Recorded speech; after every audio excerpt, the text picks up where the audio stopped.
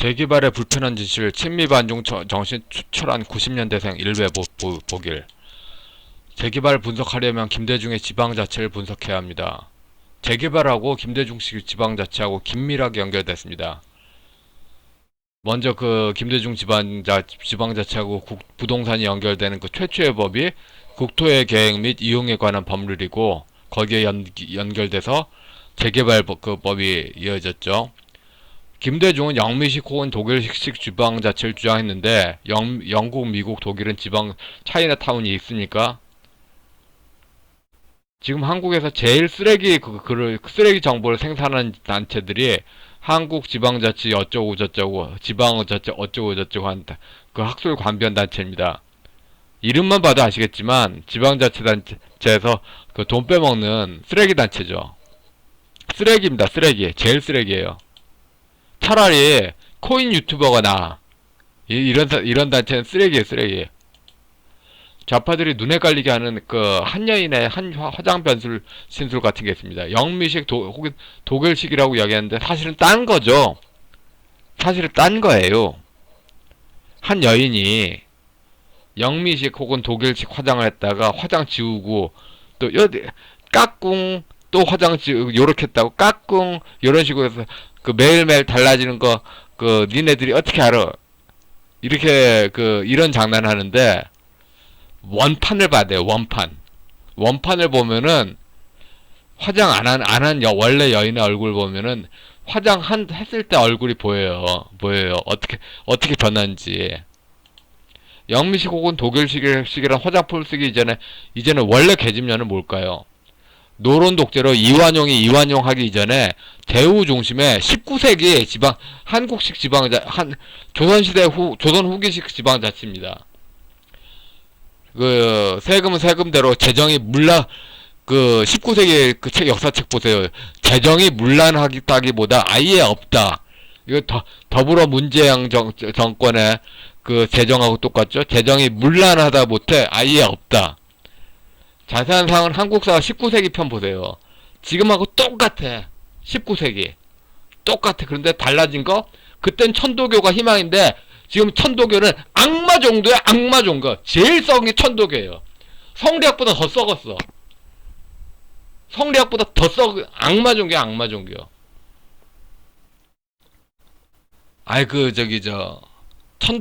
지금 그러면은 천도교 그냥 다 버려버리자 하는 게 정답이에요.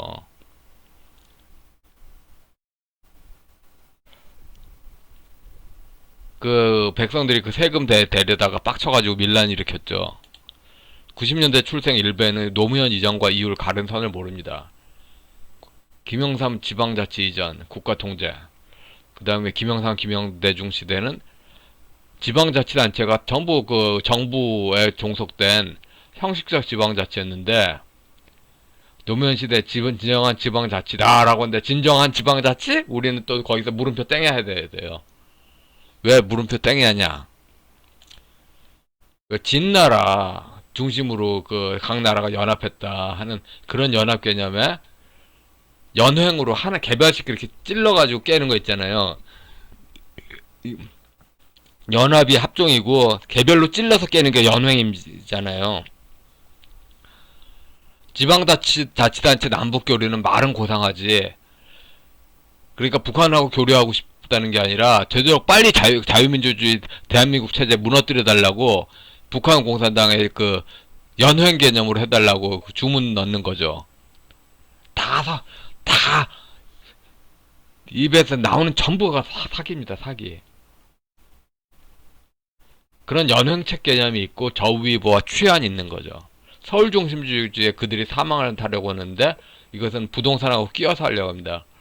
19세기도 똑같아요. 19세기도 부패하고 끼어서 하려고 해. 나라 팔아먹는 걸. 사회주의 부족의 수도는 평양. 그러니까 평양 수도에 종속된 세종시로 좋다. 이거죠. 평양 수도의 세종시고 서울을 놔두는 것처럼 말한 건 사기고, 진가 벽돌 빼기식으로 임계점이 넘어서 평양에 종속되고 된 평양의 말 잘 듣는 세종시 이런 식으로 가려는 의도죠. 주한미군 동부가 방위 요청지마다 주한미군이 그 동부가 그 중국 그 그렇게 바라보는 그 요충지마다 차이나타운이 생기는데, 그 이전에 노무현 시대 개발 사업의 상당 부분이 북한을 막는 군사 요충지였습니다. 노무현 때 그 북한을 막는 군사 요충지 다 막으니까 이제 그 미국이 동부가 그 안보로 미군을 그렇게 활용하려고 하니까 이제 그 중공이 그렇게 파고드는 거죠. 노무현 때 재개발 자리는 대부분 이런 식이었어요. 그러니까 그 군사 요충지마다 거기 저기 뭐 진지 같은 거 했으면은 거기다 그 아파트를 짓고, 그 다음에 뭐죠 저기 저 롯데 그 저기 고층 그 거기서도 전형적으로 나타나는데, 그 항공 그 방어하려고 하면 그 개발 사업으로 항공 방어 깨뜨리고, 재개발진 대부분 더불어민주당 수도권 선거 조직이 있을 자리였습니다. 이게 뭔 소리냐? 그러니까 더불어민주당 그 지지층이 대표적으로 농민 정서 쪽에서 두레나 개를 좋아해요. 재개발 조합이라고 포장된 개나 두레 형식으로 그렇게 하는 거죠. 박원순이가 오세훈의 토목 사업을 엎었다가 왜 도시재생을 했을까? 그러니까 재개발 조합이 도시재생이 목적이 아니라 선거 조직 목적이에요. 근데 선거 조직 목적으로 하되, 또 이제 그 재개발이나 뭐 지역주택조합 형식으로 하니까, 또 이제 뭐 지방자치단체가 세금 그 지원하기 좋잖아요. 핑계를 쓴 선거 조직 만들기입니다. 핑계를 쓴 선거 조직 만들기예요.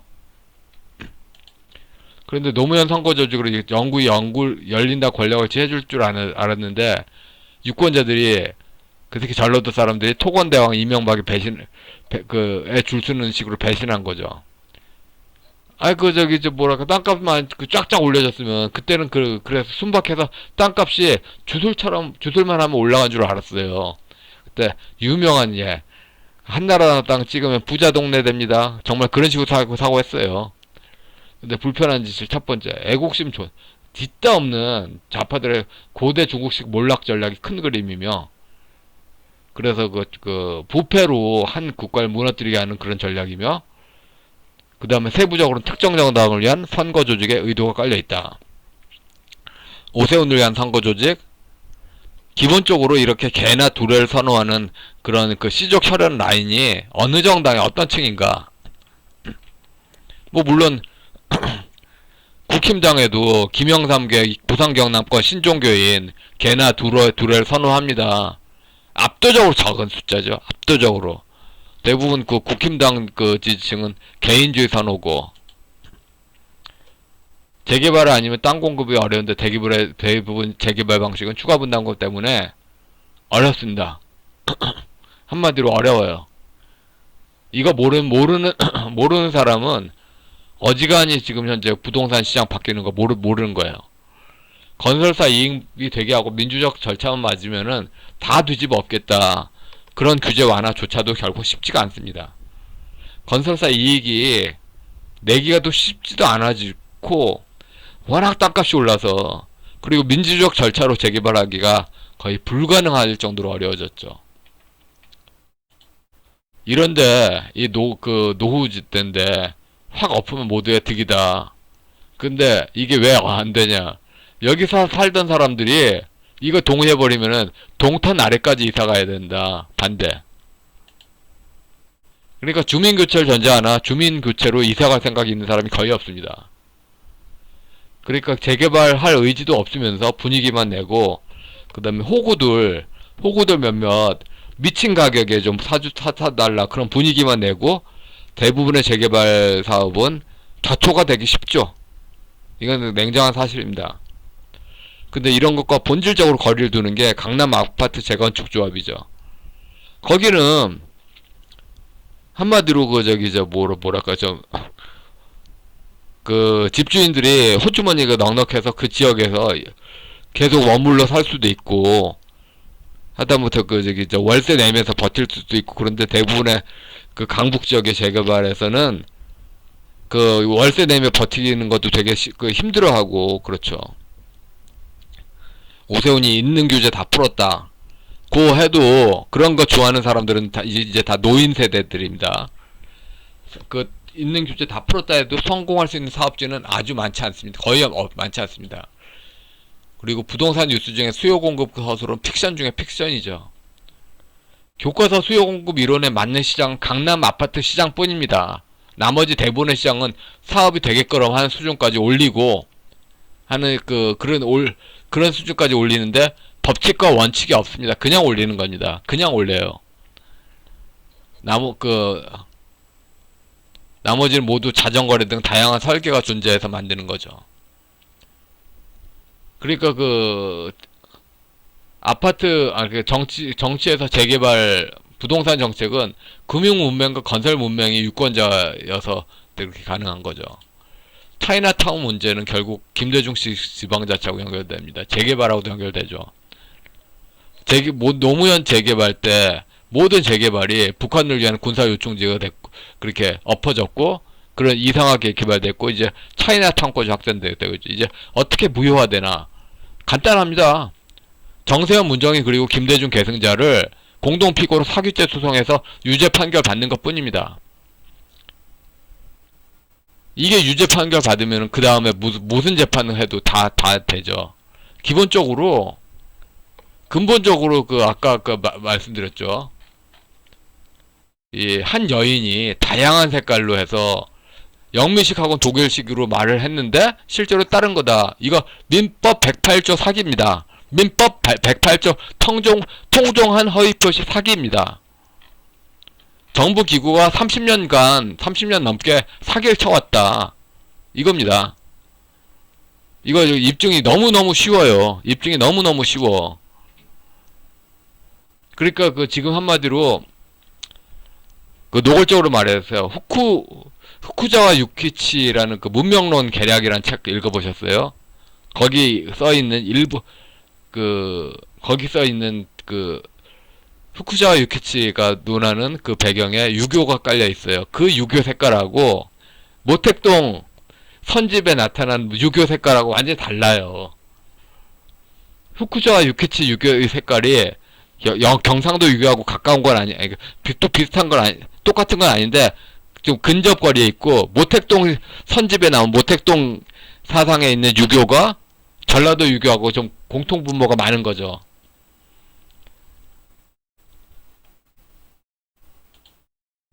지방자치란 이름으로 우파 유권자가 득을 본 기억이 거의 없습니다.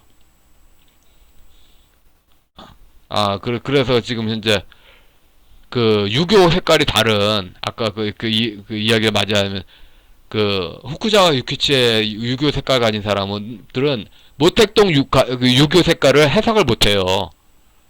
국민상호간의 신의성실 원칙에 어긋나서 이 정세현 문정인도 다 모택동식 유교 색깔 가진 귀족들입니다. 그런 귀족이 다른 색깔의 유교 가진 거나 아니면 유교를 해석할 수 없는 일반 국민한테 기망을 했다.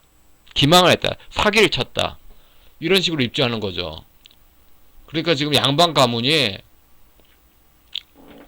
이데올로기 싸움 이면에는 양방 가문 싸움이 있는 건데 친중 색깔의 양방 가문이 해서는 안 될 짓을 너무 많이 한 거죠. 지방자치란 이름으로 우파 유권자가 득을 본 기억이 없죠. 지방자치란 이름은 그냥 민주당 지지층에 혹은 국힘당 지지층 일부의 부산 경남권 신종교인들의 개나 두레식에 나머지는 그냥 세금만 그냥 오지게 더 낸 것 뿐입니다. 다른 거 없어요. 친중 성향의 양반 귀족들의 자기 세금 빼먹기가 지방자치라는 이름으로 포장된 거죠. 재개발 문제와 부동산 가표 상승과 재산세 폭증과 관련 지방자치단체 및 시민단체 꿀빠내 집의 계절은 긴밀히 연결됐죠. 19세기 역사책 꼭 보세요. 지금 현재 어떻게 뚫고 나가나 답이 보입니다. 19세기 역사책 꼭 보세요. 그럼 국민을 단일한 생각으로 통일시키는 게 얼마나 중요하나 느끼겠는데, 그때는 19세기에는 천도교가 희망이었을지도 몰라도 지금 천도교는 제일 썩은 종교다라고 저는 확신합니다. 그래서 너무도 오랫동안 체험적으로 봤습니다. 천도교는 이제 19세기에 느꼈던 성리학보다 100만 배 썩은 종교입니다. 예, 여기까지 하겠습니다.